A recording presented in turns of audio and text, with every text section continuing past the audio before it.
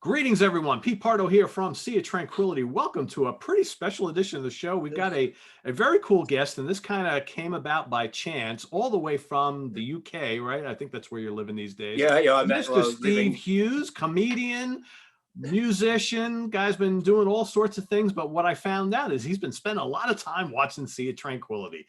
And it's weird how this all came about because actually two of our Hudson Valley Squares members, Nick Franco and Ryan Scow, are big fans, I myself as well, of Primordial, right? So Alan, the lead singer, also does like a podcast, and he's had you on. And Nick Franco tells a story about how he's driving home from work in the middle of the night and he's listening to the podcast, and all of a sudden he hears Alan and Steve talking about the Hudson Valley Squares and all the cool guys on that. He goes, I almost went off the road. He goes, you got to get this guy on the channel. And then Ryan, I guess, started conversing with you and put us together. So now Steve and I have been talking over the last couple of weeks, and I said, you got to come on the show and we'll just kind of talk about whatever. It's like, it doesn't really matter. So why don't you, first of all, tell us a little bit about you. I mean, you've been a pretty popular comedian on YouTube and all sorts of other places. I've caught a bunch of your videos, funny stuff, but you also have a history in music in Australia, and you've done some black metal and some other things. So maybe kind of get us up to speed a little bit about you and your career. All right. Well, this is well, thanks for having me. It's great. Good to have you. And well, that's what's been so exciting watching the Hudson Valley Squares, especially like you and Steve and Butch, because you were there in that era that I was in. I'm like 66, you, except you're like February, your birthday. I'm like November, right? So it's almost the same. Hammer, horror, metal, right? And so, but the difference, of course, so I started the first thrash death band in Australia around 84, 85, which was called Slaughterlord. And it was the first extreme thrash death. There was Slaughterlord and Mortal Sin, really, then. But Mortal Sin were more of that sort of mid-range thrash, what I would call like Flotsam and Jetsam, that kind of thrash, you know what I mean? Whereas we were more Creator, Sodom, Destruction, Bathory. Right? Gotcha. And so here's where it's funny when I listen to the Hudson Valley Squares, because I'm sitting there going, and that Sydney girl, that young girl who knows all the stuff, but she's sitting there going, oh, you guys get to see all these shows, and you're sitting there going, Butch is sitting there, and Steve's going, I saw this and I saw that. And she's going, oh, like I wasn't born. Yeah, the thing is, I was, but I was in Australia where nothing happened. Right? So I'm sitting there listening to you, go, oh, we saw Man of War on the Hail to England tour with Malice supporting and Wasp and all this. And I'm sitting there going, well, I'm in Australia in the bush with Kerrang going, look what these people are saying this week. Right. Even the English, are they going to see Judas Priest, the Scorpions, Ozzy Osbourne, Motley Crue, and Van Halen? Oh, what are you doing? Nothing. Sitting here in the bush, right, going. So we did see Maiden in 82. That is a good thing. That's a good time to see Maiden, right? That is a good time to see Maiden, because that Number of the Beast record went off around the world, didn't it? Yeah. So, but we're talking about a country where Rush has never been to. Rush. Biggest bands ever, right? Yeah. A Rush with 3 members who've got on every music mag, drum mag, bass mag, guitar mag 50 times. Australia, Rush.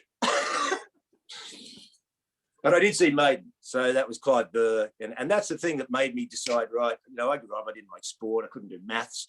What am I going to do? I saw Maiden, that gig. You probably saw that tour, it was. I saw them all throughout the 80s. Yeah, mate. It was like, I saw that in Power Slave. They didn't come for Peace of Mind, but when I saw that gig, that was like a bullet to my brain. Like we were just waiting. I'd never seen a gig. That was it. That was the first one, right? And it was almost, we were sitting there in the dark, and then the lights go down, everything's going to start, and all I remember was suddenly it was like, bang, it was on. Remember the fire they had, and it was just in me face. It was just Steve Harris was just there already. You're just like, what the fuck is going on?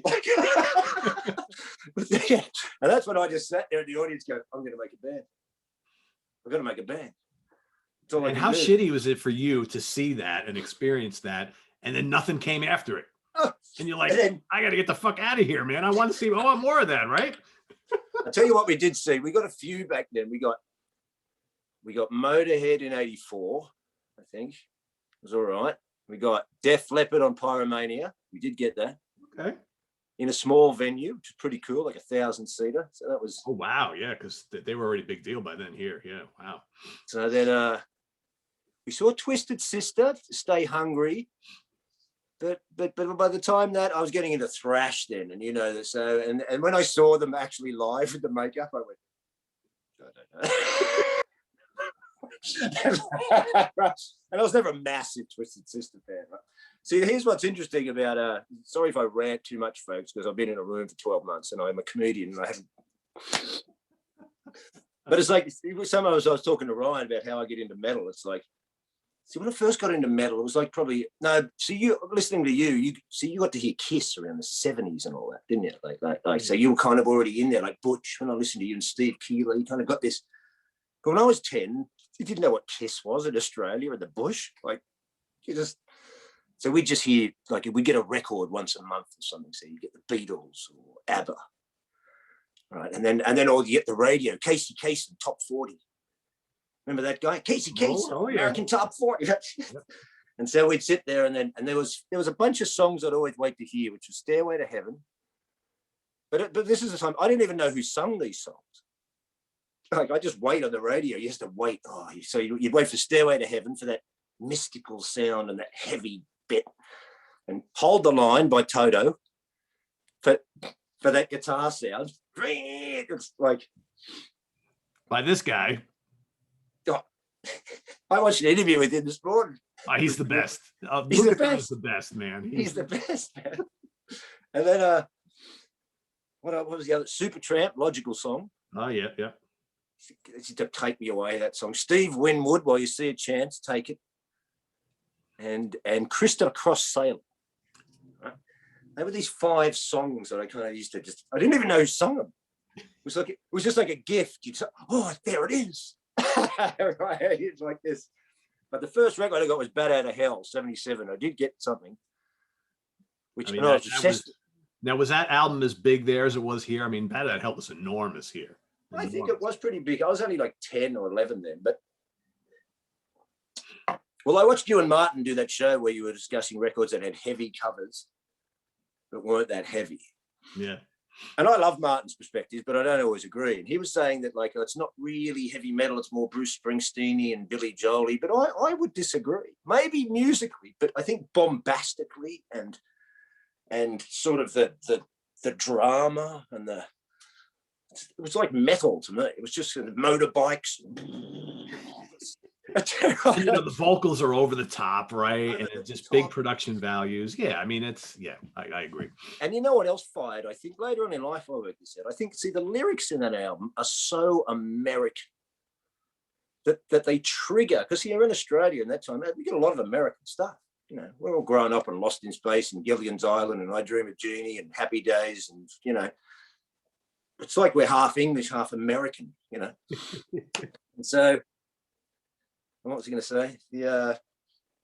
Well, your accents are certainly like half English, half American. I'll tell you that much. See, I go off track now. What was I going to say about the Meatloaf?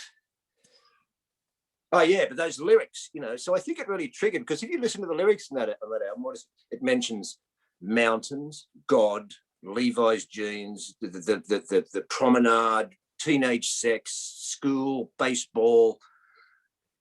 Canyons, electric guitars. It's just Americana. I think subconsciously you're just like, this is just an American. I even mimed that song on stage at a talent quest at school. I was the skinniest Meatloaf ever. Right? I would say. I'm the skinniest Meatloaf ever too. I mean, I'm not a skinny guy, so. And I only did it because it went for I loved the song, but I thought, well, this is the longest one, so I'll get to be on stage the longest amount of time. But somehow I conned some other kids to pretend to play air instruments. Right? I knew it down to the last word. I don't know if they did, but I didn't care. Right? So then how'd you get into comedy? How'd you get into comedy though? That's kind of a weird transition. You don't hear that too often. Well, I think well, here's interesting. So I'll just give my brief history. As I said, so I'm in Australia. We get into that music, and then I got a bit older. I got into you know, the first vinyl I bought was U2, October. Just stunning band, stunning early records, U2. You know, heavy, and also mystical. I knew as a young age, these young guys they know how to make. There's a kind of unspoken telepathy these guys seem to have, because when you're young, playing spacious music is difficult. It's even difficult for some older musicians. You know, it's like an actor. So the actor who's got the least amount of lines on stage really has the hardest job, because he's got to keep character while he's doing nothing, and also remember just a few lines. It's not like he's the guy that's like this. So when you meet musos that can sit there in space and know when to come in, and for such young guys to make records like that, I was very impressed with that. And then I got into sort of, you know, and then I met this English guy who used to show me all what was then kind of underground, still underground in Australia, but new romantic. Your Human Leagues and your Duran Durans and what was underground to me, but he knew punk, like the Jam and the Clash and David Sylvian and Japan and Exploited, but he hated metal. Right, he hated. So he showed me Susie and the Banshees and Ultravox and all this kind of stuff. Adam and the Ants. I liked Adam and the Ants for a bit, but then we saw, of course, Number of the Beast on TV, and I went, "That was that." Well, it was that. See, now here's, excuse me, where my metal thing is a little different to like you and Butch and that, like, because I'm not really into this American or just rock metal. Some of it I like, but not a lot, right? So when I was getting into metal, you'd see these video clips and they had white snake patches and all this kind of stuff. And so I'm just searching for metal, you know, and so anything like Uriah Heep. But also we lived in the Blue Mountains in the bush, right? So we had a record store where you can only get the best of Black Sabbath, the best of Deep Purple, right? You can't get a Black Sabbath record, right? You just got to get the compilations, right? And then I started to search for metal, and then I met the guy who became the guitarist in Slaughterlord at school. In a strange way, we were going camping in the bush, and he just came out and went, "Do you go camping?" I went, "Yeah." He goes, "Can I come?" And I went, "Yeah." He went, "Okay." And he ended up becoming the guitarist in Slaughterlord, and he ended up showing me Eruption and Van Halen's first album and Sabbath, Bloody Sabbath. And there we go. The light bulb goes on, right? Yep. That first time we all heard Eruption, it's like, is there an alien landed or something? What's happening? And then he introduced me. Strangely enough, we lived in a small town, but we knew sort of musos. There was two guitarists up where we lived who both shredded. You know, like, and we made early bands with them. One of them loved all that stuff, like you and Butch loved the sort of the Dockins and the Rats and the Cinderellas and remember when that was coming out, the Black and Blues and the Icons and the Q5s and the whole LA scene, right? Yeah. And I like the early Motley Crue, like you. The first two albums, that's it. I laugh every time you talk about Motley Crue. And you notice I don't talk about them often. People want me to talk about them often, but I'm like, I try to keep my mouth shut about stuff I don't really like too much. Believe me, if someone else is talking about them, I just watch your face. But sitting there like this. But those first two, we can't deny it, you know. Yeah, I listened to them. I was a fan when mate, and when you open Shout at the Devil. Yeah. Well, this is rock and roll chaos. And don't tell me all those black metal guys didn't look at the inside of that record and go, pentagram, spikes, fire, we're in, right? Yeah, exactly. This is what I want to be listening to. Yep. And also what I want to look like. That was disappointing when Theatre of Pain came out. You're like, is it the same band? What happened? Well, they're wearing lace and going, no. Nikki Sixx was spitting blood and wearing pentagrams, wasn't it? Like, yeah. So then, see, it is, which you and Martin and Butch, you all know that strange crossroads the early 80s, because you had those older bands who almost Van Halen destroyed with that first album to make them sound like dinosaurs, didn't they? Because you can't believe that first Van Halen album, 78. I know, right? Yeah. It's an electric, you put it on now and it's... Yeah, so ahead of its time. Yeah. Oh, God. And so I think, you know, well, my perspective is then,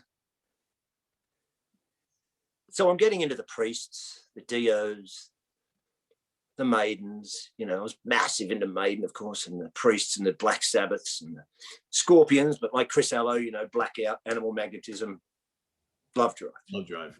We're all kind of verging in that era, right? And I wasn't always go back guy at that point because some of the records sounded old then because I was so used to that modern production. I wasn't a guy who heard early Sabbath records and then they changed. I just heard it then, you know. So then I was into Man of War, and then I'd buy all these underground. Then I got totally right. Remember the Metal Massacres that Brian Slagle put out, and the US Metals that Mike Varney put out. And we'd get all that stuff. So, and I didn't really know the history of heavy metal, so I didn't know that. Where we lived, I figured if you had a record deal or you're on a record, you must be kind of famous.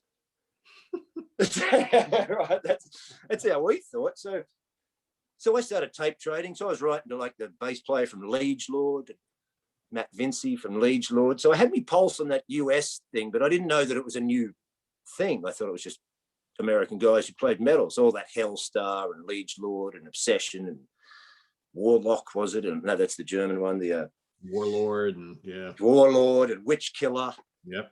Right, all that. The underground scene was crazy at that time. I mean, there was so many bands coming out of the woodwork. Yeah.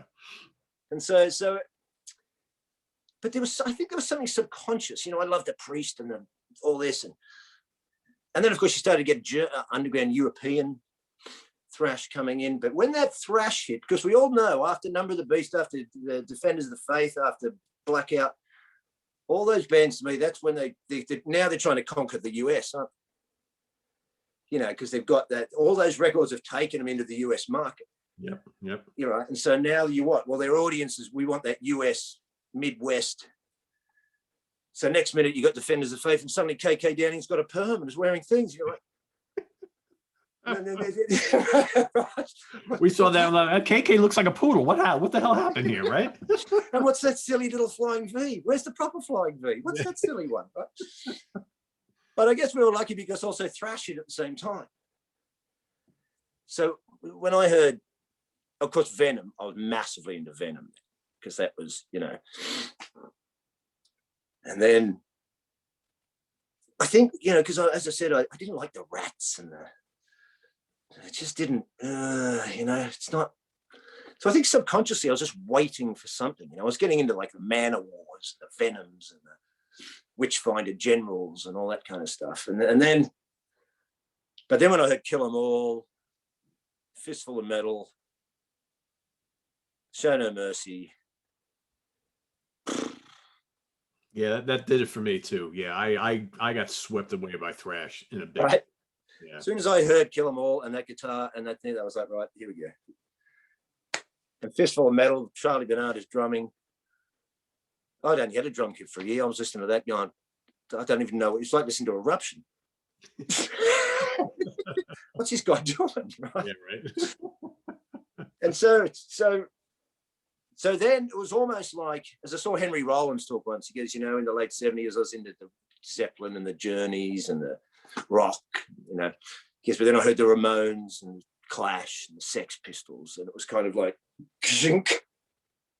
And that's exactly what happened to me. I got thrash, and I didn't hate Maiden or anything, but I actually went, zink. This is what I want to do.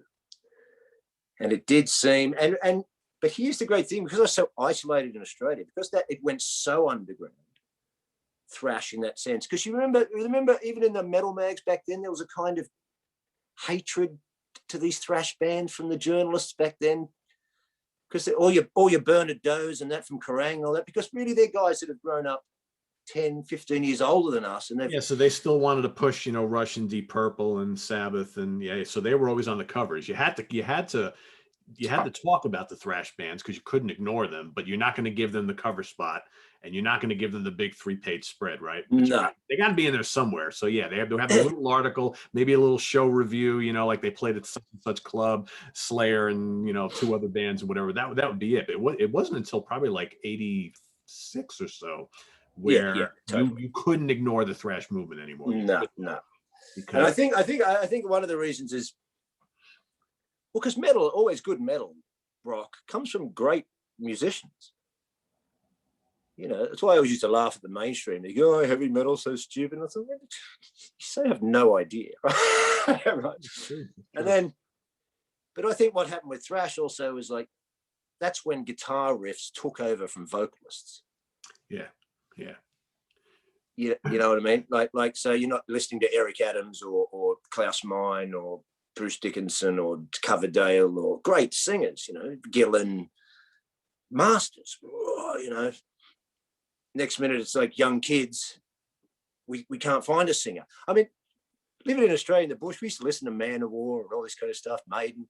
Like, where do you even find a singer like this? Yeah. We just know our mates. We're sitting around like this. Where do you find Eric Adams? Where do you find this guy? Like, so I think, yeah, those kind of but that was good for Australia, because that means that then the underground started, the tape trading, the fanzines, it all kicked off as a kind of, because the thrash became like quite punk and street level.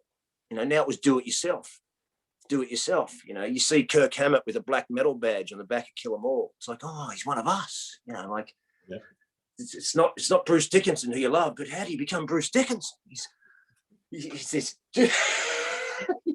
But I could become like a guy with a Venom badge. yeah.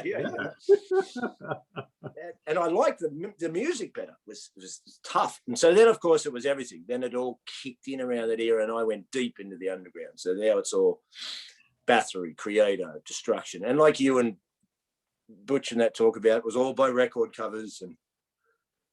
But all you had to do was find one with some freaky thing. You turn it around, it's got songs like Total Death, Total Destruction. Yep, I love this. Yeah.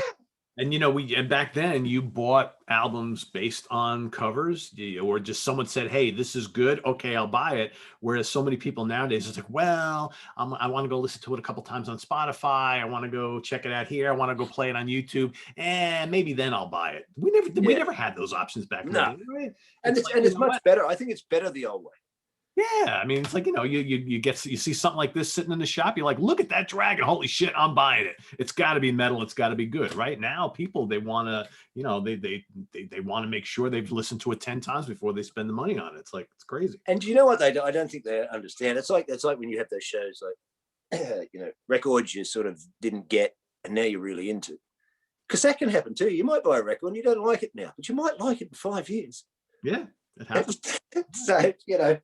Yeah. But the funny thing is if I had a few drinks these days with some metal guys, I would put on old Scorpions and Priest and Man of War and that way before Metallica and everything now. Not just modern Metallica, just Metallica. I mean, anything, because also they're great songwriters, those guys, you know. Yeah. And the early thrash bands learnt from good songwriters. So they got a bit of that. But then when death metal turned in the 90s, I went off it a bit, because now you've got guys who have learned to write songs from thrash metal guys. Right. So it's not the same, right? Because the originals learned off. It's like sometimes, as much as you didn't want to see Celtic Frost do Cold Lake, it's like, but I know that, see, that he was into that before he's one of the creators of thrash. How do you think he got here? Yeah, exactly. Because he would get, yeah, right. Because he listened to Deep Purple and the Sweets or whatever, or you know, so then I was, yeah, totally. That's when I was all right, making bands, doing this total, you know, I was writing letters, tape trading, because I knew I'm not going to get known in Australia. So, as I said, the underground almost if you're in Australia, it gave me access to the world. Because if I'd sent a demo tape to Kerrang, they'd have thrown it in the bin. Yep. But now I could send it to some guy in Chile who wants an interview and 8 photos and puts out a big mag, and then they'll get 3 letters from a guy in Canada and somewhere else to go, that guy from Chile sent me a demo. Can you do an interview? Next minute that's how it works. Yeah. So it was, yeah. The strange thing about Australia is the more underground it went, the more access I now had, because a channel opened up. Yeah. So it was kind of, and then for the next from 83 to 87, 88, I was obsessed with thrash. See, I didn't go and listen to different types of music, and I wasn't in that era. And Slaughterlord's heavy band, and that's why it's a heavy band, and that's why it was ahead of its time. It was like blast beats before blast beats, because we used to listen to Bonded by Blood and Hell Awaits on 45 to hear how quick it was.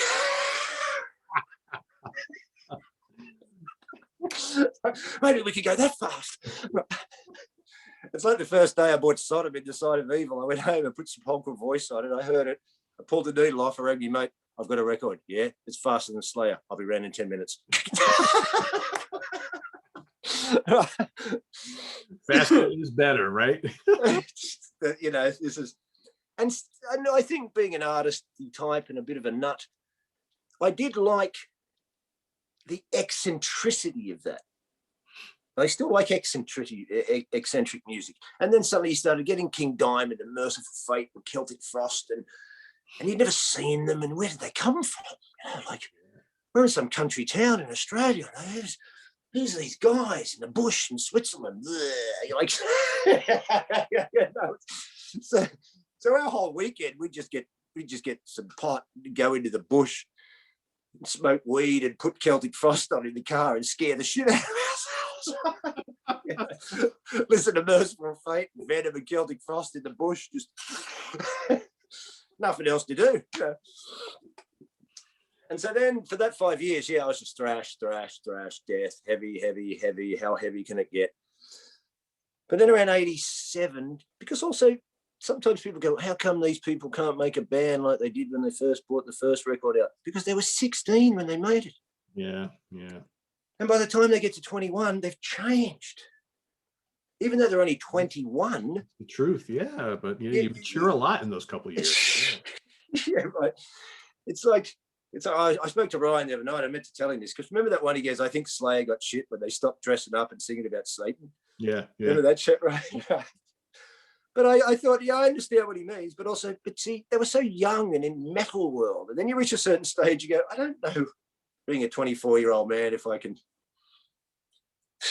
put these spikes on again. I know. I'm sure like guys like Tom probably look back on those first couple albums and he's probably like, I know we made a good amount of money with that, and that's how we got our career going, but you know.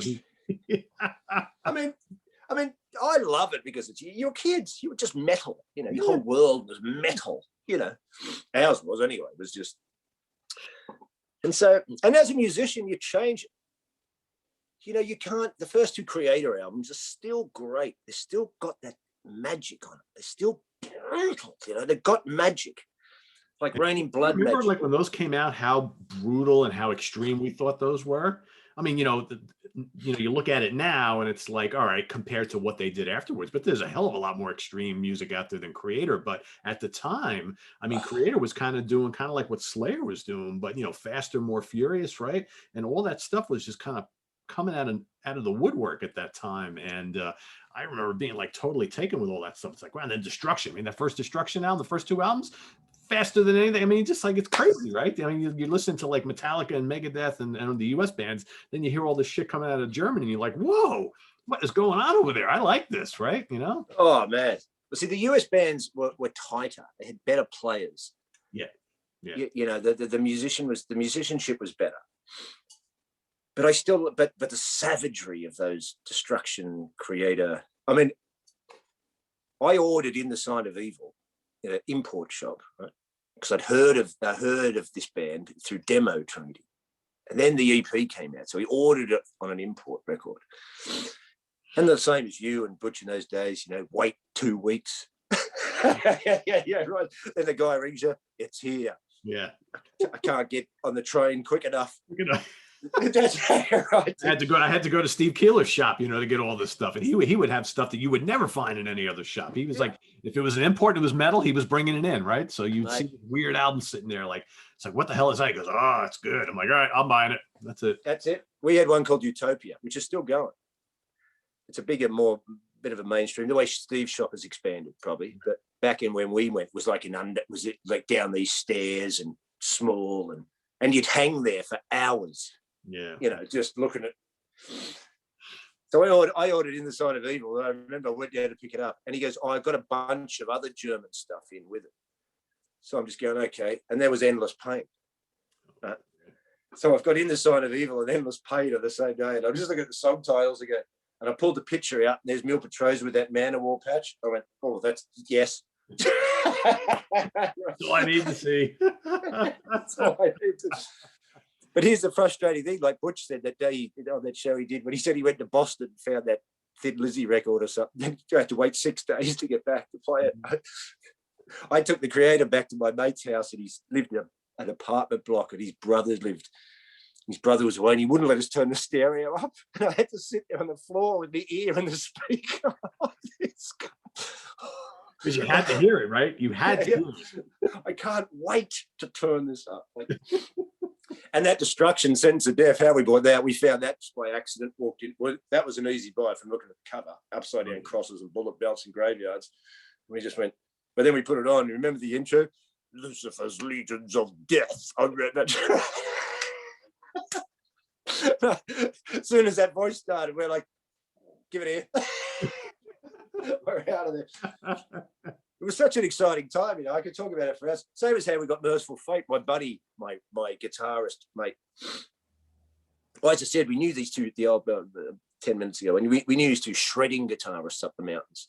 One of them loved the Rat and the Dokken and all this, but the other one just sort of liked metal.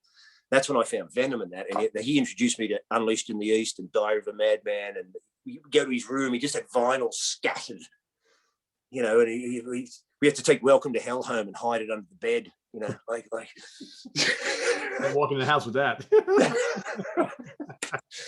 And we used to drive around the mountains in his car, and he had one of those equalizers. You press a button like a turbo engine or something, and twice the sound. We just listened to Unleashed in the East and Diary of a Madman constantly. Just it brings back memories now. Les Biggs's drum sound and Lee Kerslake's drum sound went over the mountain, and just it's just, where do we get this from? Great stuff. So killer. And so yeah, then we got into all the thrash and the Bathory, and I even I ended up, this is how underground it was, folks. Me and the original drummer from Mortal Sin lived in a caravan around 85 in our mate's backyard, right? 2 of us in a caravan. I was in Slaughtered Lord, he was in Mortal Sin. We do gigs and live in this caravan and write letters to overseas mags.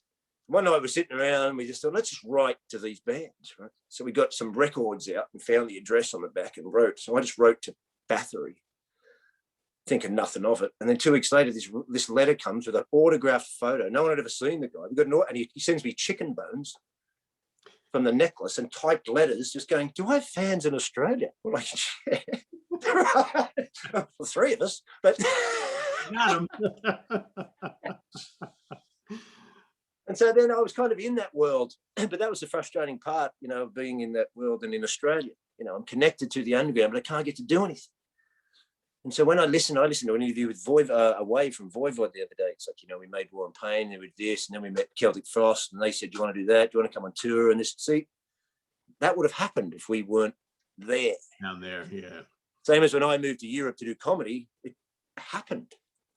Why? Because the infrastructure's there, that the people, that, you can do it. So that was very frustrating. So when did you make that move? 1999. Okay, so it was a while afterwards. Yeah, okay. Oh, well, I did Slaughtered Lord. That broke up way before it should have, but it just did. We should have got a record out. It's very frustrating. We've got one out now with demos and stuff, but it just broke up. So then the guitarist from Slaughtered Lord, he joined Mortal Sin. They pinched him immediately because he was brilliant, and we didn't think of that. And they went bang. They got rid of their other guitarist, and their music went. So their second album, Face of Despair, is basically all written by the guitarist who I made Slaughtered Lord, which some people don't like because they like the first one because it's old school and thrashy, and they go, it's better. And I'm like, well, you might like it more, but it's not better. Right? Yeah, there's a big difference. It's like when someone says, Flotsam and Jetsam, Dream of Deceive, it's the greatest thrash record ever made. I'm like, no. You might like it the best, but it's not the greatest thrash record because we've got Rain in Blood for starters. So there you go. But we've got Pleasure to Kill, Rain in Blood, and Beneath the Remains. So, There you go. So here's what happened. So then we got slaughtered. Then I joined Mortal Sin around 1989. Now I never made recorded with Mortal Sin, but I got to go overseas and do tours. So my first gig was at a place in Sydney called the Enmore Theatre. So you can see that on YouTube. That was actually VHS as a release. That was my first show. They put it, you know, the old days, just do it now. Do it now. Get another record out. Get another record out. Yep. And then they got to do a tour. So I did do that overseas. So that was cool. So we did 15, 20 shows with Testament on the Practice What You Preach tour. So that was all England. And then, Germany. That was Europe and England with Testament. And then we did also Faith No More was doing the Real Thing tour. So we did like 15 shows with that throughout England. And then we went to the States where we just did, we played L'Amour's with Biohazard.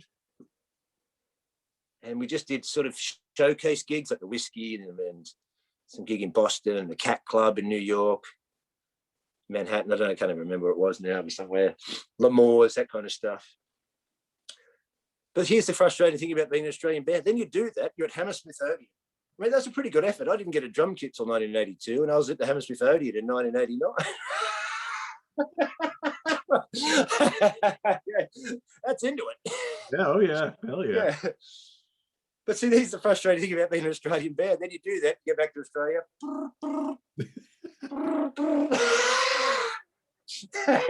You're back in a pub. Yeah. Oh, okay. Yeah. And when you get there, it's not like Eddie Press goes, "Hey, how was that like?" It's just like, you're not like the big conquering heroes coming back home, right? They couldn't give a rat's ass. You're still Steve Hughes, right? I'm home. 5 idiots from Blacktown managed to get out and tour with Faith No More, and you don't fit. So of course, who am I going to tell you about all these music scenes? But so the late 80s, I'm so thrashed out.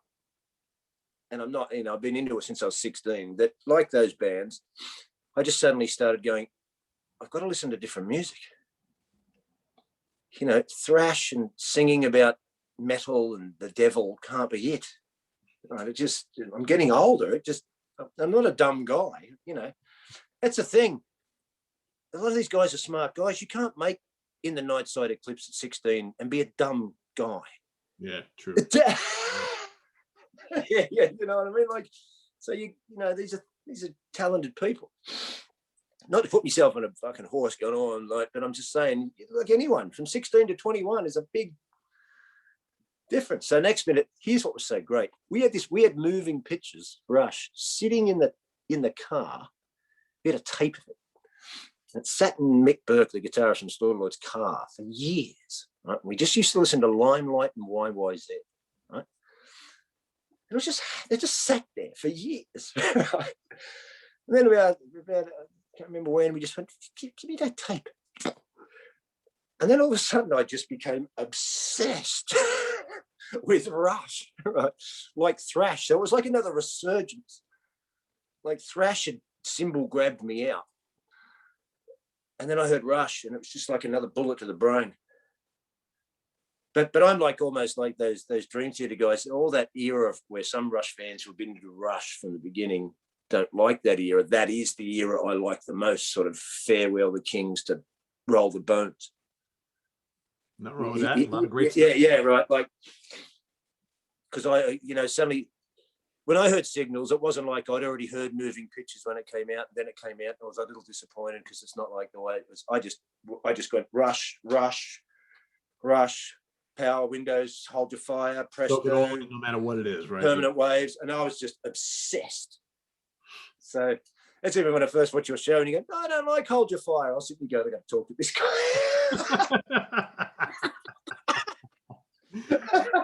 I get that all the time. Pete, how do you not like that album? It's the best thing they ever did. I'm like, well, I'm glad you think so. I don't think so, but hey, that's all right. It's not the best thing they ever did, but it's a fucking good. But it's like, it's when you get into stuff, isn't it? It just is. Yeah.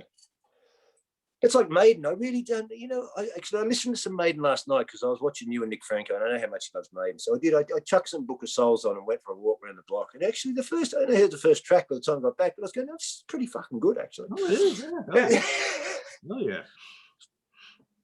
But I kind of, as I said, so because, if you're in the Maiden and all that, and they're getting big around 82, but then into 85 and all the 84, but what's happening now? Now it's all glam, it's all Maiden and Priest are getting big, but going into America, but thrashers.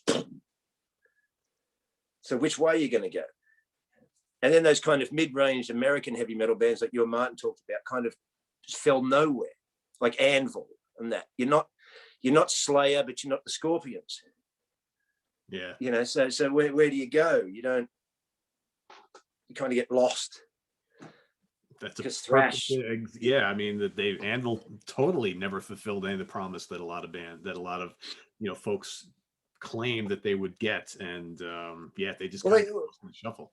Yeah, well, you get lost in that melee then, isn't it? Because you're not as glammed out as Motley Crue and as sexy and as spandexed and Vince Neil'd. You're kind of carrying this old metal thing into a realm that's now going a bit new and eccentric with thrash and underground, and really none of us are as good as Maiden and Priest and Dio.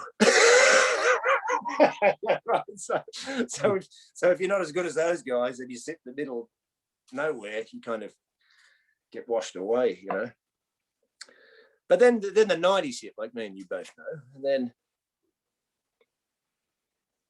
and as I said, so in the 90s came, then I became obsessed with like the Police and Supertramp and Simple Minds and Kate Bush and U2 again, because early U2 was really heavy, powerful. Some people go, you like U2, early U2, but some early U2 was smashes some heavy records, powerful, like and then you get those guitarists go, he's not a good guitarist. I'm like, no, you're not a good guitarist. Right? Right. The day you write a guitar solo with 3 notes that half the population of the planet remembers, then come and see me. That's very true. Yeah. And plus, I don't care if you like Bono's politics or not. He went off the rails and so forth. But I've seen the man hold 150,000 people in the palm of his hand. So he knows what he's doing. And they're a great band in the sense of that Bono and the singer are like this thing. I mean, Bono and the guitarist, because his guitaring is really light and weird and just comes in at strange places. It's like it's got its own personality. It's like it's not even a riff. Yeah. Sometimes it's just a thing. But then you got that bass player and that drummer, which was like an early metal band. They could hardly play when they start, which was kind of cool. I like that about them. But they're that rock solid. They give you that foundation while these two can. I like to think like Edge is like he's all about kind of colors and textures. He's not a riff guy. It's like, and you can kind of say the same thing about Andy Summers from the Police, right? It's like these guys are they're just kind of creating these pastiches of sound. It's not like anything else. Whether you like U2 or the Police or not. I mean, you got to admit what both of those bands are doing is totally different from conventional rock and roll. And also bands that became very massive, who still had an originality and eccentricity. And like I listened to Exit, the second last track on the Joshua Tree, twice last night. See, that's it's an amazing song. It's so spacious and it feels like you're in the desert in desperation, and the way it all comes in. And see, this is not a mainstream song. This is this is a strange. It's like a movie, that song. Like No Country for Old Men or something. Like you're almost in the desert, and that's on a mainstream 50 million selling record. That's what's good about those bands. U2, the Police. They could be. As Stuart Copeland once said, he goes, if you want to write a 20-minute prog song, he goes, that's great. He's a great musician because you can express yourself. He goes, but the true art is in pop music to make 3 minutes thoroughly interesting, right? To the person who doesn't understand, like you understand, music, right? Yeah. And I don't think the Police probably would have been good without that guy drumming, because he's a force unto himself. Oh, absolutely. Yeah, absolutely. Yeah. Like he creates a whole orchestra within that pop framework, you know, Yeah. like Mr. Copeland. Yeah. Oh yeah. oh, and see, I think that's what also happens when you're in these thrash bands and you get a little older. It's like if you listen to Creator, the first two, then you get Terrible Certainty. That's like a bridge record into Extreme Aggression and Coma of Souls, which are kind of the same. But it's that bridge one where why I could tell, boy, they're getting older. They want to learn how to play their instruments and write songs, and they just don't want to anymore. You can't keep that up forever. I mean, a perfect example is that is I talked to Alex Golnick from Testament last year, and I threw a zinger out to him. I said, so, what does Alex Golnick like to listen to and play, from here in 2020, right? Well, what do you prefer? And I mean, he was very honest, and he goes, Testament is the breadwinner, but that's not really what I want to do. I mean, he's a jazz guy now. He likes playing avant-garde stuff and instrumental, improvisational type of music. And he's only doing the Testament thing because that's to put food on the table. And he's amazing at it. I mean, you listen to those recent Testament records, and man, his shredding and riffs are as good as they ever were, if not better. But that's not really, he's grown past that. He does it because it pays the bills, but big time. That he doesn't get that enjoyment out of it. That's not where he's kind of grown into, right? And if you're a musician, you're probably a creative guy anyway, so you're probably open-minded. And so, and especially if you're a decent musician, and heavy metal always has good musicians around it. So sometimes you suddenly want to listen to other amazing musicians, like I always knew metalheads because they always had the Satrianis and the Beckers and the Vais, these guys are geniuses, right? So suddenly you go, oh, well, who's this Jaco Pastorius guy on bass? So, and you're interested, and what Stuart Copeland's gone to Africa and made a record with African guys and drumming. He's got his drum kit in the bush. Well, I'm listening, right? Because it's interesting. It's funny how metalheads kind of know things like Al Di Meola and we know all these guys because they're impressive, Yeah. And so when as I said, when the 90s hit, I was so thrashed out that I made a band called Presto with Mick, who was in Slaughter Lord and Mortal Sin, and another young fella who had started in a death metal band when he was like 13. Right? He was a talented guy, this guy. He was 13. I saw him on stage. I'd never heard of him. He's on stage covered in corpse paint. Right? He used to lie. He had to go to he used to jip out of school and come down to Sydney and play his gigs. He got corpse paint. He's burning Bibles on stage. And I just went, who is this kid, right? And so I met him, and he was very cool. And I said, when you finish school, come to Sydney. We'll make a band. He did. And I made a band with him for the next 6 years. Talented guy. And so then, as you said, when the 90s hit, I've heard you say on the show, you kind of got into prog and went away. I didn't suddenly jump, I'm not going to make a thrash band because it's uncool, and I'm going to see if I can make a grunge band, because it wasn't. I'm in Australia. It doesn't matter what you make. Nothing's happening. Right.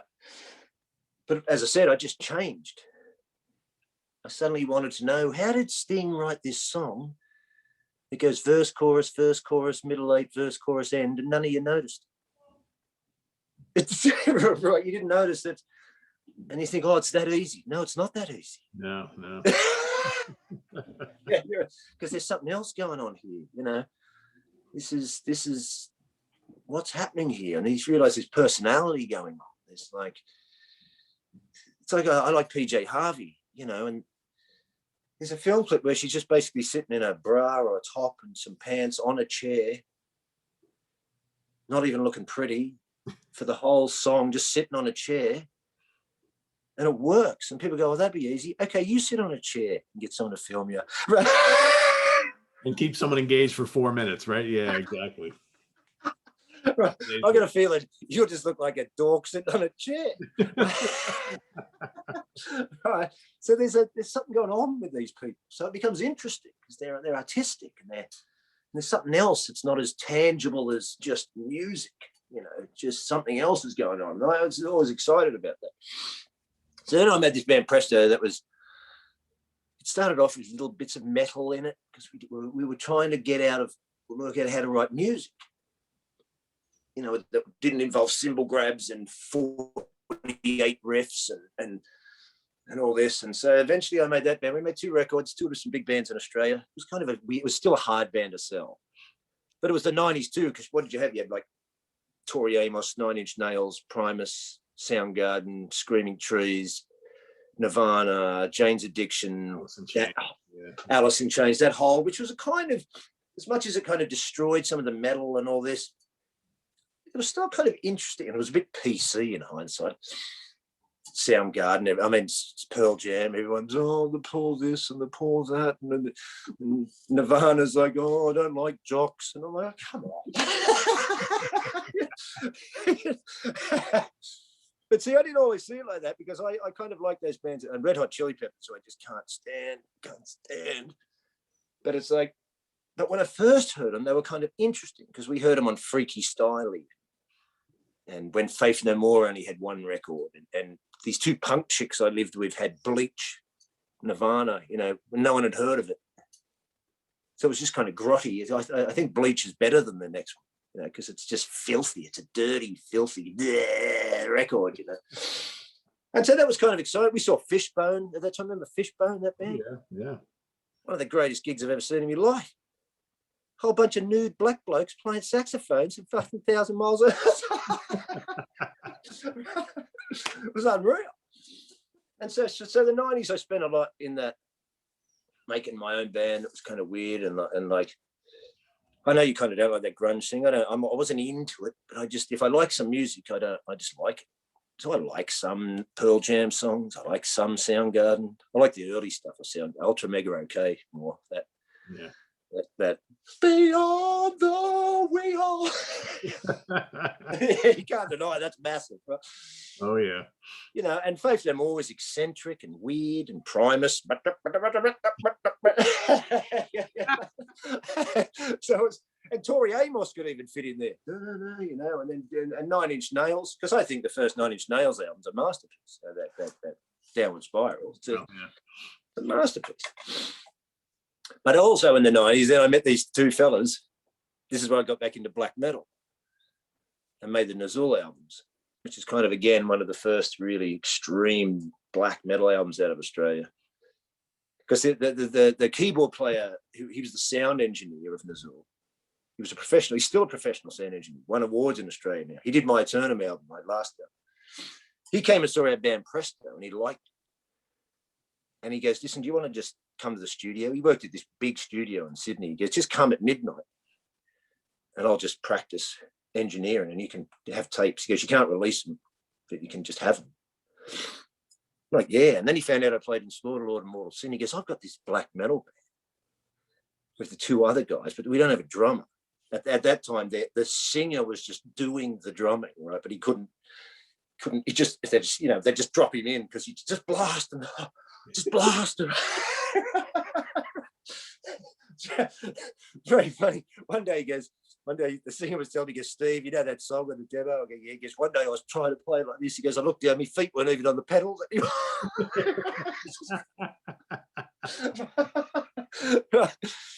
So I just joined that band for a bit. There was just the studio band, you know, so I was still impressed that I could join that.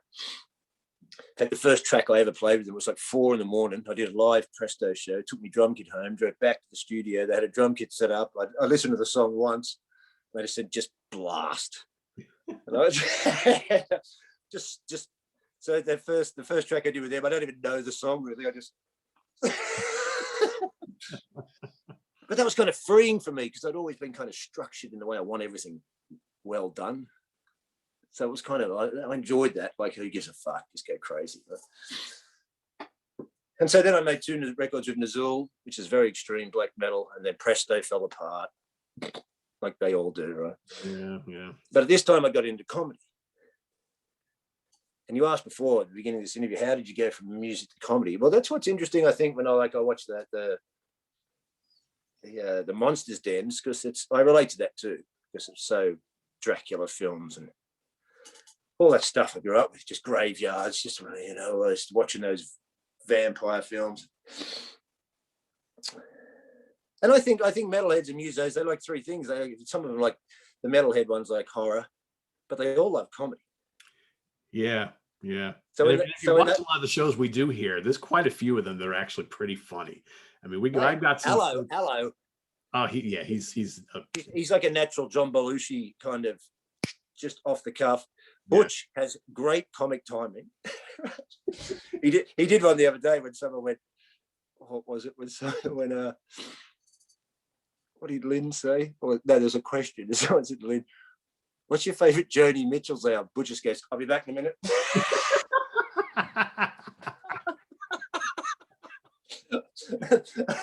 Like, I'm out. The timing was perfect. John makes me about Chris. You tell you what makes me laugh about Chris Howard.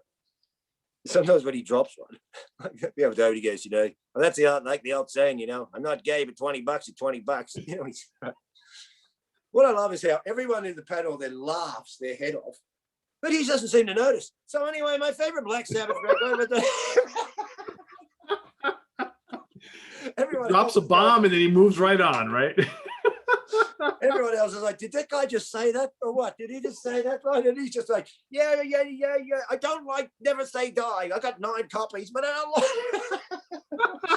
It's like, So I started to do comedy because sometimes because bands break and members leave, and I thought I've got to be creative. How can I be creative without compromise? And in the late 80s, we were obsessed also with, even in the early 80s, I remember my buddy in the Blue Mountains, his father owned the local record store. We would have to buy the best of Black Sabbath, But of course, he had stereo equipment, massive stereos. He sold stereos. So when his parents went out, we used to get around there, just crank his old man's stereo up with Exodus and stuff on it. But then we'd also listen to Bill Cosby records. Right, so that kind of was starting. And then in the late 80s, we watched Eddie Murphy and Richard Pryor, Raw and Live on Sunset, and Steve Martin at the Hollywood Bowl. Just obsessed. The old Steve Martin stuff is great. Yeah. Right, we just had those 3 VHS tapes. We just watched these guys just obsessively. Steve Martin, the arrows to his head. And then when he takes it off, have I had this thing on all the time? I must have looked like an idiot up here. And what was it? And when Richard Pryor used to take the piss out of white people's voices, remember? I said, is this your piss? Is this your piss, sir? Thank you very much. Weren't we sitting here, dear? We were definitely sitting there, dear. You're not sitting there now, motherfucker. So we were kind of into metal and comedy. I don't know. And then as I was doing Nazul and Presto was falling apart, I just went, right, I like Billy Connolly. It's funny because a lot of musos are funny guys and they write serious music, but you meet them, they're all laughing their heads off and they'd love to be comedians. And I know tons of comedians who'd like to be in rock bands so they could go. I've done both. I know how to give the serious, this is very important record look. And so then I did the comedy. But again, it's Australia. It's not that great for anything entertainment-wise. Yeah. And we're doing Nazul. I'm doing comedy. And I had an Irish buddy who was living with us at the time. And he was over, his visa ran out. And I had an English passport. My parents are British. So he goes, I'm going back to Ireland. You should come. And I went, yes, I should. That's simple, right? And here's what's so cool about music and metal. So I got there because he's from the old metal scene in Ireland. I get there. So suddenly I just meet the guys from Primordial. This is like 99. So I meet Alan and Kieran. That's just before they did Spirit the Earth Aflame. And I was living way in the middle of the country island with my mate and his parents. He didn't have anywhere to live when he got back, Where we go into this Bruxelles. I think Ryan has been to Ireland, been to Bruxelles. I think they're on the show. And then because they knew who I was from the bands, they just went, do you want to live in our place in Dublin? Yes. I mean, I only had the couch, so I had to sit there trying to sleep while Alan sat there playing FIFA football.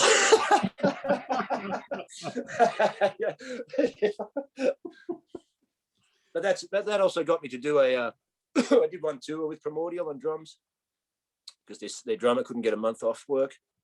That was around 2003. Did it with Rotting Christ and Enthroned. That's pretty cool. Wow. Yeah, so that was cool. And so then I was going, so then I was, see, getting to Europe was like, as an Australian and a creative guy, was like suddenly getting a golden ticket to Willy Wonka's Chocolate Factory. You know, like, what, there's people ringing me up. Do you want to come to Norway, do gigs? Do you want to come to South Africa? Do you want to come to Sweden? Do you want to come to Canada? Do you want to come to the Netherlands? Do you want to come to Belgium? Do you want to come to Spain? I'm like, yes, yes, yes, yes. Plus, where do I sign? Right? Yeah. Plus now I'm in England. But what? Who's playing this weekend? Emperor. Who's playing next weekend? Satyricon, Nuclear Assault. Like, okay, full on. So then I've just done comedy. But I have sort of taught myself guitar, not very well, but okay. And since that time, I've had a car accident too. I was listening to that guy who said his brother's got that muscle atrophy. What was that band? Was it a recent interview? One of those tech bands. You were talking to some guy, maybe it's an old one. Said his brother had a problem with his arm. They had to give up their band. Oh, 0 Hour. Yeah, 0 Hour. Yeah. I was feeling, because I had a car accident. It took some of my tricep out, my delt somehow, nerve problems. So now my double stroke rolls won't work. My fingers got a bit dodgy. I don't know, I've never been great on a fretboard anyway, but they're a bit dodgy. But, you know, I understand. It's okay, because I can still write songs. And see, here's the difference. People go, you know, I love a great muso. Because, you know, and if you know all your scales, it's great. You know all the notes, you know. But it also traps some musicians, right? When they know it. And also, not every musician can write a song. True. Yeah. Right. They can't. I've met them in guitar shops. They work in guitar shops. You know, they know scales and arpeggios and sweeps and every chord and major ninths and this, like that. And then you audition them for your band. You go, play us one of your songs. They go, I've never written. Yeah, I don't have any. I'm sitting there thinking, if I had your skills, buddy. Probably more common than you think, right? Right. It's because some people don't have they just don't have a desire to express a song. You know, that's why some guys, like, having a band, though, it's good to have those guys sometimes. I mean, when have you ever heard Ian Hill from Judas Priest be interviewed or even in a poster or asked a question? Like, but the guy goes, what do you do? This. Yeah, and they do it very well. I'm doing very well, and I've had a great fucking time, really. Yeah. But, you know, because you don't want 5 leaders in bands. Yeah, true. You know, it's. I mean, Metallica were very smart to kick Dave Mustaine out. Very smart. Because he's too much of a driving force himself. Yeah, I mean, if you look back on that whole situation, that never would have worked out. No way. Yeah. Because you need Kirk Hammett, that kind of, come on, guys, who can sit between Hetfield's over masculine, insecure ego and Lars Ulrich's elitist, I'm the best at everything, right? So he's like that kind of buffer, right? If you had Dave Mustaine in there, they kill each other. Yeah. It'd be insanity, you know. So I just I could talk about God, Metallica. I love this. There's another thing I love about your show. I love listening to Steve Keeler bitch about Metallica. I love it. Whenever he starts a Metallica and there's someone tries to talk, I'm like, no, don't interrupt him. I want to hear it. Because he's right. They were our heavy metal heroes. And when it went, I hope your audience isn't bored, because I'm just going crazy, having fun talking to you. But it's like when that Black Album came out, I was because also I was starting to like different music. So I wasn't that. I'm never that shocked if a band suddenly changes. If I like it, I don't care. When I heard Achtung Baby or U2, I didn't think, oh, U2's changed. I just thought, no, it's a masterpiece. I don't care. If I don't like it, I don't like it. I don't listen to it. you know. Yeah, that's all, yeah. But it also depends on what reason you don't like it. If there's a cynical reason it's changed for a marketing thing, you kind of know sometimes. But so when that Black album came out, it was almost like what I expected them to do, because I was into that kind of understanding. How do you write shorter songs? How do you write a song that's not boring with 2 riffs in it? There's a skill to this, you know. It's just that when they went, the next one. The next one came, because I think, I mean, I can probably speak for most folks here in this country. When the Black album came out, we were all into it.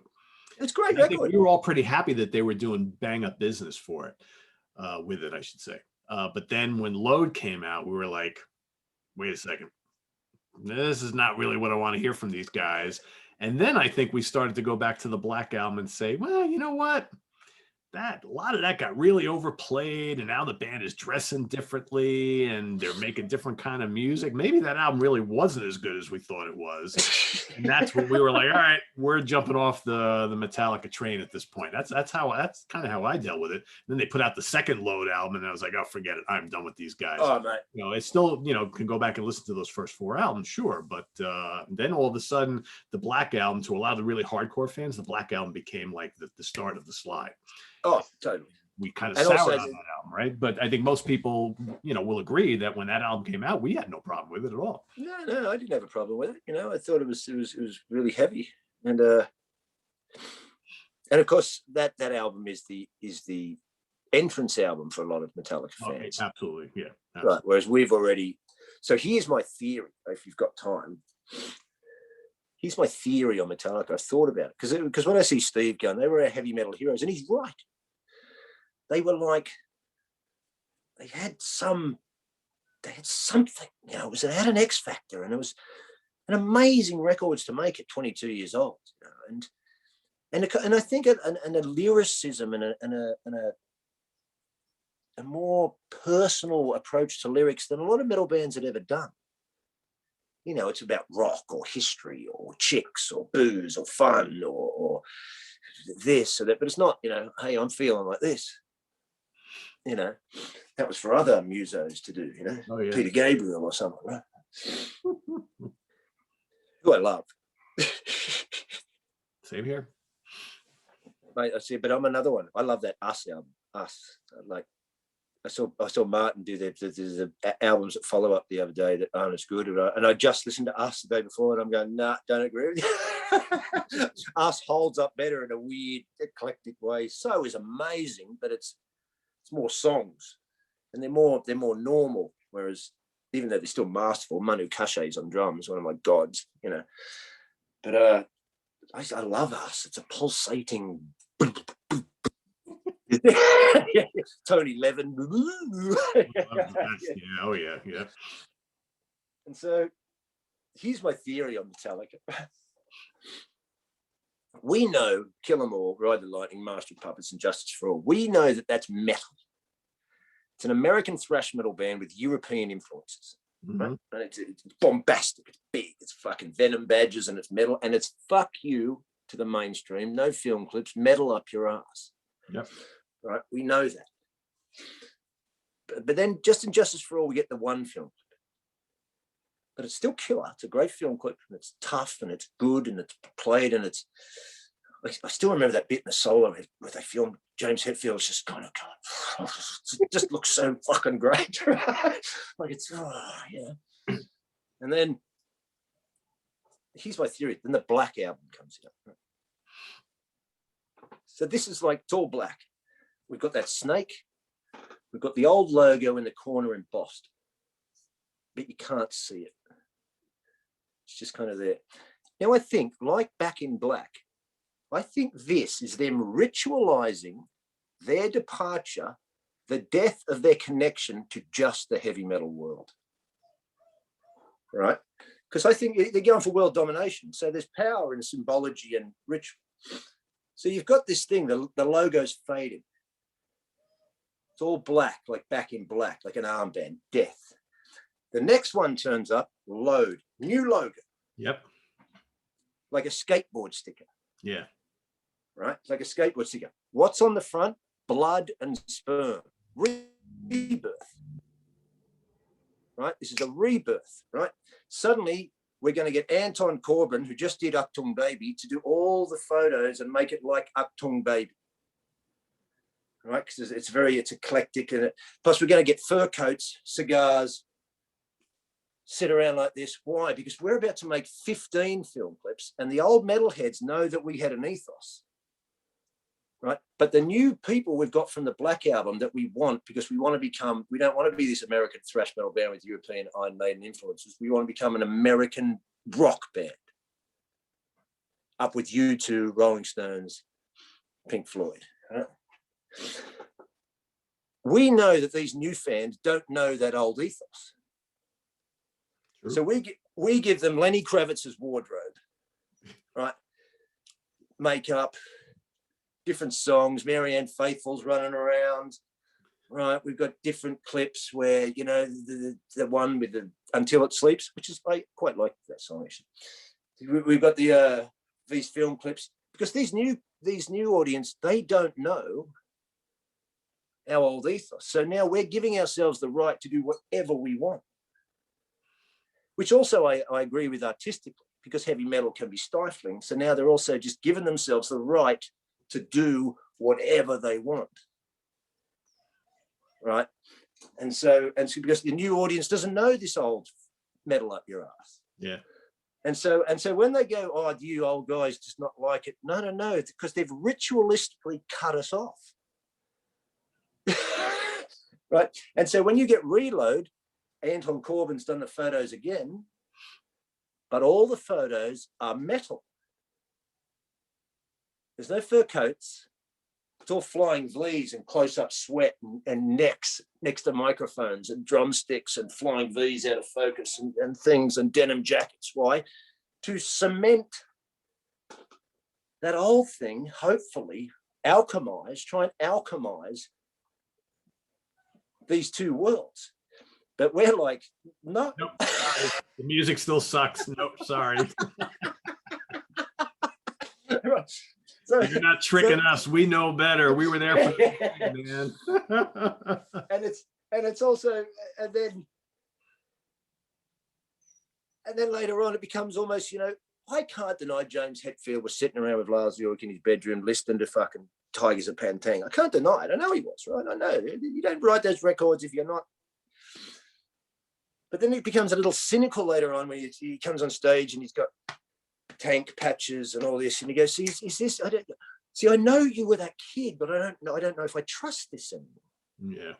Because it seems like a marketing thing to try and pull me back in. But the last time I went and saw Metallica live, I left because I feel like a dog waiting for scraps.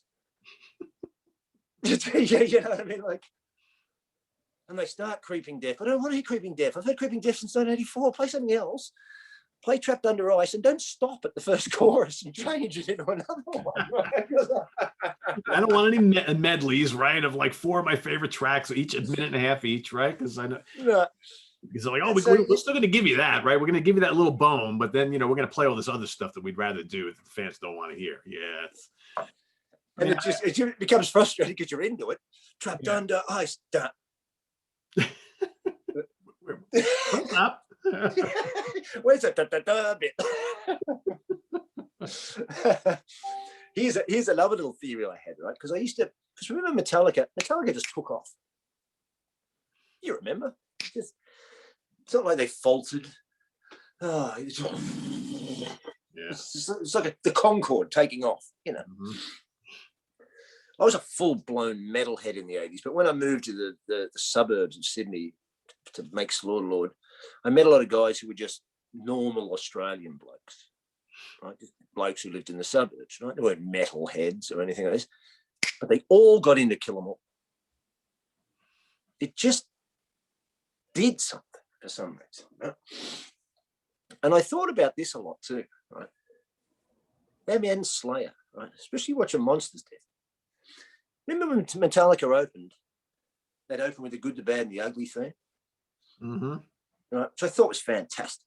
Right? It was fantastic. As a kid, it was so epic.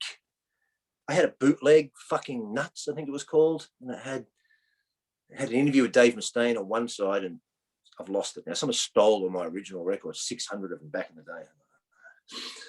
Was this, and I remember hearing that Good, the Bad, and the Ugly intro. It was so perfect, and the band come in. And Metallica were kind of like that to me, because we all grew up on those horror films, but also westerns. You know, we watched those westerns, and as a kid, I loved that. What, you're like a loner. That guy rolls up that bed sleeve and he puts his kettle on the fire and he smokes and he sits there by himself, and then he rolls it up the next day and he takes off and he's got no rules. And he's just this, you know, and shoots who he wants and does what he wants. And in the sense, that's what the early Metallica was. You know, these cowboys on the road, but with guitars instead of, you know, look at Escape, out for my own, out to be free, even wherever I wherever I roam. It's all this freedom. It's all this freedom. It's like cowboys, right? So I started to think, well, if we've all got that in our collective subconscious, I wonder if that stuff just almost triggered stuff, because also we had the Hammer horror stuff that we grew up with, and who turned up for that? Slayer. Here you go. Yeah. So now we've got all these old cowboy things. Metallica are the cowboys, and fucking Slayer turn up with the skulls and the pentagrams. We're like, off we go. It's a perfect match. You're just accommodating everything I grew up with, but with guitars now. I'm like, this is perfect, right? Yeah. Because I can't deny how much of an impact those early albums of those bands had. You know, they just it's like those old guys from those days who were still in the normal metal bands back then, and they didn't know it was coming. You know, we used to know guys back in the day who were still playing accept covers and stuff in the local sort of metal bands. And they used to laugh at us because we were just kids in Venom patches and just idiots. But I knew, you have no idea what's coming. And that it would last for a good amount of years, right? Yeah. Yeah, and it's going to wipe you all out. I can tell, because it had and it went around the world. You know, I tape traded. I could feel it. It was everywhere. It was Evil Dead, watching Evil Dead, having keg parties and listening to thrash. You know, it was just this thing all around the world. We're watching Evil Dead, drinking booze in the backyard, and headbanging in the driveway with our mates. You know? Driving around in cars, listening, sticking our heads in the speakers. And I just knew these old guys didn't know. Oh, it's just dumb music. And I'm like, no, you have no idea, boys. It's coming, and it's going to come like a freight train. So why don't you, because I think we're going to have you on for another part of this, right? Because you and I could sit and talk forever. Get us caught up. I feel a little very honored, because I know there's a lot of guys in your comment section and your fans who, well, you can tell it's just a music.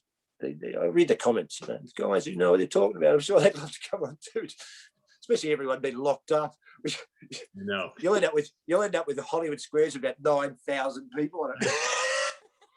Completely unmanageable. Yeah, exactly. Yeah, I remember when I first found the first Wasp album. I couldn't. You have 20 seconds to talk. Go now. I'm timing you, right? It's like that Jay Butch told the story when he's with someone. He goes, I just got to check this record store. But straight away, that's what I used to do everywhere. He went, there's one. I just got to check it. Hang on a minute. And he goes, you go downstairs. It was always downstairs. There was always an arrow down there. You go down. And he goes, I'm looking for that Tigers of Pad Tang record or something. There it is. And Martin Popoff did the same when he found the Overkill, Motorhead Overkill or something. I so remember those. I found a Welcome to Hell back patch once, because you couldn't even get patches in Australia. Studded wristbands, nothing. We were just going through this stuff one day and doing those. But a Welcome to Hell back was like, it was almost your other mates are fighting for you. Give it to me. There's only one copy. Who gets it? Yeah, there's only one. The old days. But you got some music that you've released. Care to talk a little bit about that? Yeah, well, I've released. I've got a new comedy show coming out.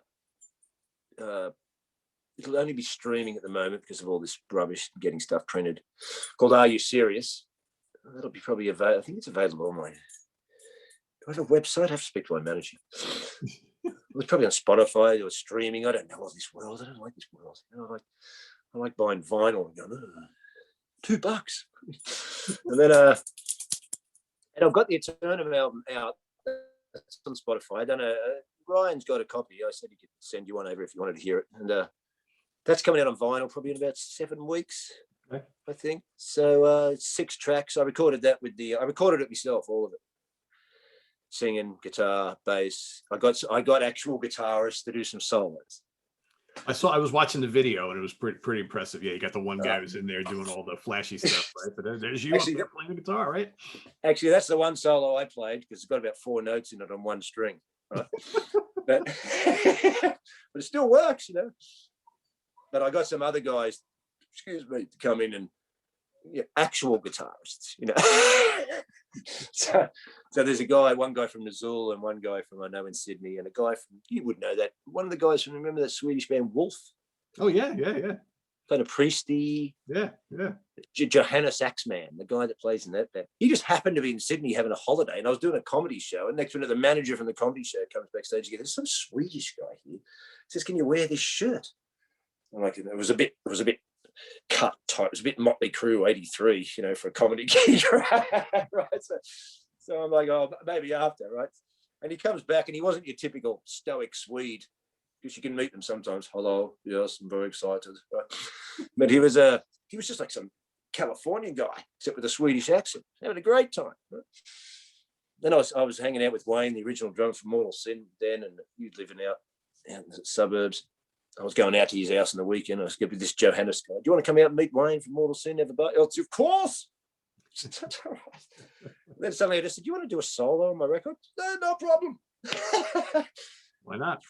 Ripped it out in one go. Just there you go.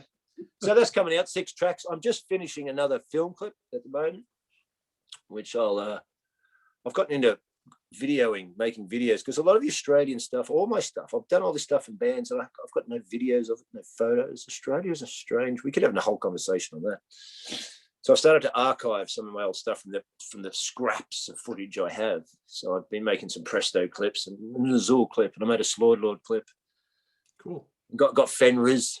He did an intro for it, which is cool. And Danny Lilka's done one for the Nazul clip. Because I know Lilka from Brutal Truth.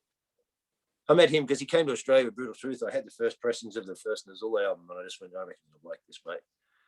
And I know what guys in bands are like when they're on the road. They don't like getting CDs, just like demos.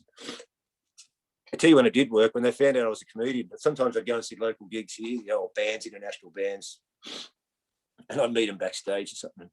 I go, "I bought you some stuff for your bus, mate." They're like, "Well, what's this?" "CDs." Like, "Yeah, it's stand-up comedy." "Stand-up comedy?" I'll listen to, right? Yeah, the music I don't care about. It's the comedy. Yes, absolutely. Oh, yeah. So I had the guys from High on Fire, Cephalic Carnage, all these guys that messaged me later. "Oh, mate, we didn't stop listening to those CDs for the whole thing. If that was your band's demo, we were going to throw it in the bin." But I actually gave Danny the Nazul one, and he actually contacted us going, "What the fuck is this?" So he's done one for the new Nazul clip, and I was talking to him yesterday. So I was talking to Ryan. I said, maybe we get him on the show. He's a local. He's a New York local. You must have seen that guy when he was young playing around the traps. I mean, probably, yeah. You would have seen Anthrax back in the day when it was. Oh, yeah. I mean, trying to think of how early I saw them, because I saw them quite a bit, like from like 87 to like the early 90s. But probably you're in college for a while in those early. Yeah, I was in college from 84 to 88. So yeah, right. You know, I mean, I saw a lot of stuff while I was in school, but it was like towards the last year or two of school, and then a couple of years after that, where I just was going to see everything. I know, believe me, I've watched your shows. You and Keeler and that guy. Yeah, we saw the Hail to England tour. I'm like, Jesus Christ. I would have killed to see the Hail to England tour. Like Man of War in 84, 85. I caught him on the Fighting Against the World tour, and I don't think my ears have recovered. I mean, that was like the loudest thing I've ever seen in a club. I was like, oh, just like this assault of sound, like you cannot even imagine. Still to this day, one of the 3 loudest shows I've ever seen. Crazy. Crazy. Yeah, so anyway, well, that's what I'm doing. I've got the new comedy coming out on, I guess it'll be on streaming download, and it's called Are You Serious? And if you're left wing and PC, you won't like it. I've steered away from my having rants about politics. My comedy is not. It's heavy metal comedy for a reason. Yeah, there you go. You know, I don't hold back. Not that it's rude. I mean, I've got things to say. Yeah. I said to Ryan the other day, I said, I'm not going to rant on Pete's show. This is for people to get away from that. If I start ranting, I'll be locked in a room for 12 months. I'll go berserk. So before we started taping today, I asked the Steve. Sorry. No, go ahead. I was going to say, the Eternum album is available on Spotify, I think. It's called Alone, but for the Breath of Beasts. And so there's a clip on YouTube. There's a clip on YouTube, and I'm making another clip for the vinyl release in a few weeks now. Okay. Yeah, go check it out. I enjoyed the one clip I saw. That was pretty cool. Oh, cool. Thanks, man. So before we let Steve go, I asked him before we started taping today if he would do one bit for us, one comedy bit to kind of close things out. And I wanted it to be about a musical artist that we all know and love. So I've asked Steve to do his Lemmy bit. So I'll leave it up to you. Well, I'll try and remember it in the sense of, I think even when I did that show was that's off Nervous Breakthrough, a DVD I put out. I had a 5-year dark night of the soul, depression, great fun. And I did that show in the middle of that about depression. And so I did this bit about Lemmy because I suddenly realized it was the world, because my comedy is very political and stuff. And I love Lemmy, and I watch a lot of those docos on Lemmy. I thought, see, when was this guy born? He's born like 1945. Right? So you see, me and you are like 66. He's 45. Right? So it's the year after the war ends, perfect. You know, it's just, we're in Europe. So Nazis, we got rid of them. And okay, I'll turn up, right? And then he grows up in Wales. Okay, he's got a bit of a dysfunctional family. Like, hello. But then he does what? He gets to see what? Jimi Hendrix, The Who, the Beatles, the tavern. He's there. He's rocking around. He's taking the age of love and the free love. And then he's dropping acid. He joins Hawkwind, doesn't he? He joins Hawkwind. Next minute he's taking drugs. He's hanging out with Jimi Hendrix, taking drugs. He's in Hawkwind. He takes so many drugs. He gets kicked out of Hawkwind for getting busted and being a speedhead with these Andrew. And he gets busted. And he's dropping the speed, and nothing seems to be happening to this guy, right? Because I'm sitting there wondering, why did I have a depressive breakdown? You know, I took some drugs in my life, but not all the time. I used to think, well, Lemmy's all right. I'll be all right. So he starts thrash metal in a way. He goes through all this, you know, he doesn't get as big as the purveyors of thrash metal, but he's a legend. He's rocking through the 80s, he's rocking through the 90s, he's taking speed, he's smoking Marlboros, he's drinking Jack, he's taking speed, he's stuff that'd kill us. He's not killing him, he's all right, right? And he's still fucking rocking. He's having sex with tons of chicks. He's got 2 big warts on his face, right? And then they make the rest of it feel just like, this guy's just, fuck 2,000 chicks, got warts all over my face, drinking Coke, I'm taking speed, I'm smoking cigarettes. What's happening? Nothing. I'm having a great time, right? Plus then he gets, 50s, he's 60s. He's still got black jeans and cowboy boots and hats and fucking Nazi jackets and emblems, and he looks cool. He doesn't look like a silly old man. He looks fucking cool as shit, right? And then what happens? You know, it's getting into the modern world. It's all a bit shit.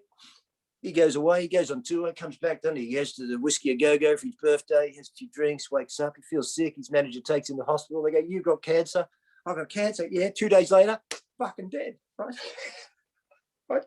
It's almost like as soon as World War III is on the horizon, he's like, "Well, that's fucking enough for me. I'm fucking out of here." This has been great. See ya. Which is just perfect, you know. Now, I don't know if we can go into the next bit on this. There's another bit on this joke, which may be a bit extreme to put on YouTube. But that's the gist of the joke. But the next bit, you'll have to watch the DVD because the next bit gets a bit... gets a little fucking dark.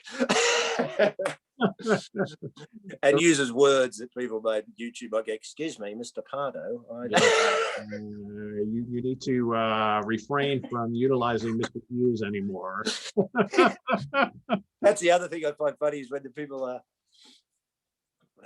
See, as soon as when I used to watch, when I watched Butch and Lynn, going, shut up, you idiot! You get fucked, you dickhead, right? I straight away knew New York. Look at these, right? Because I know tons of comics from New York, right?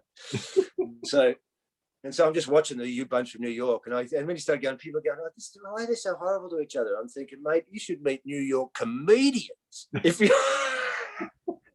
You want to see ball breaking chaos, right? This is fun in the park, mate. Come into a green room with 6 New York comedians and see who lasts the fucking night. That's the truth. Yeah. We're a different breed here, I guess. You know, it's just ball busted. I loved it. First time I saw those two together, I was like, yeah, bring this on. I like this. You know, just I like death metal. No, you don't. I do. Stop lying. I like 5 Finger Death Punch. Yeah, well, you would, wouldn't you? And I was like, yeah, well, the New Yorkers, what do you expect? You know? Yeah, exactly.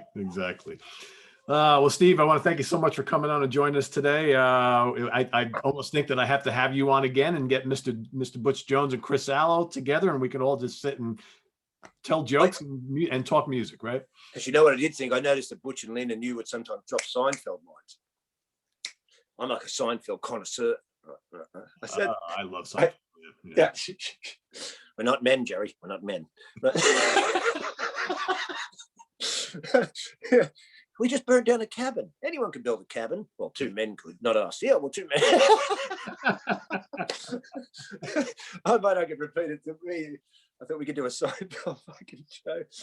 Oh, man. Yeah, the bit where he goes, I'm getting a nose job, George. Why? I'm out there. You're not out there. I'm out there. You're not out there. You can't be out there because I'm out there. And if I see you out there, there's not enough voltage in this universe to electroshock me back into coherence. Classic stuff. It's classic. It's genius. Larry David's a fucking genius. Oh, yeah, absolutely. You said that right. Oh, very cool. Oh. All right. Well, mate, thank you. If anybody has any questions or comments for Steve, please put them in the comments section below. And I'm sure I hope I haven't bored you shitless by just having a rant, but I've only seen 2 other people except for Pete and his friends. Thank God I found your thing. It's kept me sane. I mean, well, I'm happy that every time it comes out, Pete and Martin Popoff talk about some band you've never heard of, Steve. I don't care. I'll find out about Italian prog rock bands from the 50s. Let's go. There's another thing. I know I got to go, but, mate, I looked up Martin's website. I knew he'd written some books. I heard about that guy for years. I looked it up. I thought he's written a few books on Maiden and Thin Lizzy or something. I'm going. I'm scrolling this website. I'm like, what the fuck is this guy up to? Right? Yeah. It's written about 5,000 books. Yeah. Oh, yeah. Martin's pretty prolific. Yeah. Right. He's that's why it's such a great show. So thanks for having me on. It's fantastic. It's been a pleasure. So thanks to Steve Hughes for chatting with us today and talking some funny shit and talking music and talking metal. So this is what it's all about. So make sure you visit us on the web at www.seatranquility.org. We're on Facebook. We're on Twitter. Of course, we are on YouTube. All the damn time. There you go. For Steve Hughes, I am Pete Pardo. Have a good weekend, everybody. Take care. Bye-bye. Thanks.